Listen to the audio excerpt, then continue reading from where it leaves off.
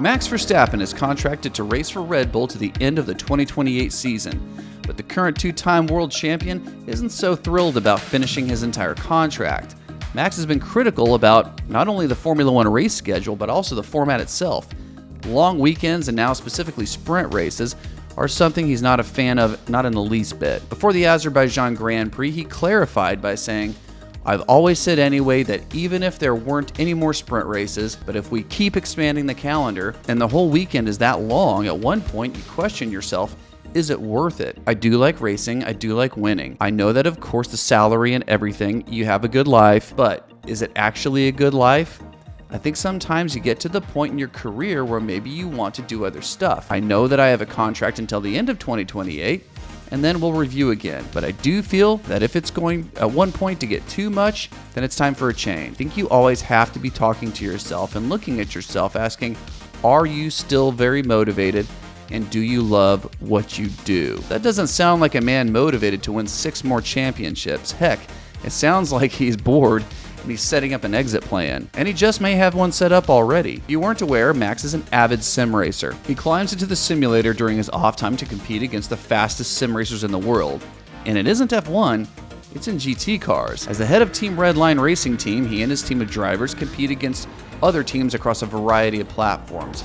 And they're even backed by Verstappen.com and Red Bull themselves.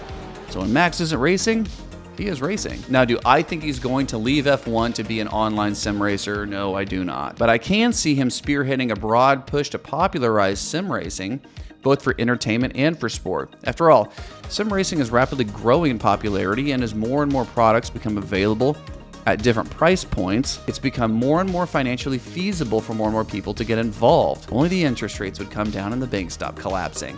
But don't worry, we'll just print more money. And while I can't print more money, I can make more YouTube videos. So do me a solid and hit the subscribe button.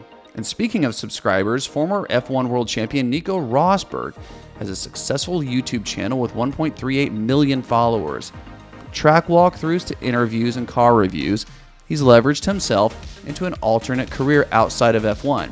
And still, you will see him sometimes in the paddock providing F1 insights. So we might see something similar from Max, albeit something that matches his personality a little better. When he was asked recently if he was motivated to be F1's greatest driver, he said flatly, "No, I'm not interested in winning 7 or 8 titles." So he's not even thinking about leaving some sort of F1 legacy like Hamilton was. Well, is. If F1 continues its sprint format and the calendar expands, I think Max's decision to leave F1 will come sooner rather than later. Yes, he's under contract, but we all know how squishy Formula One contracts are.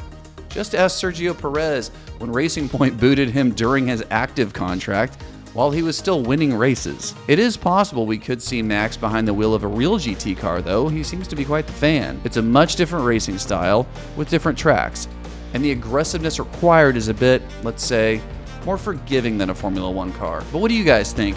Could Max go quietly into the night and just retire?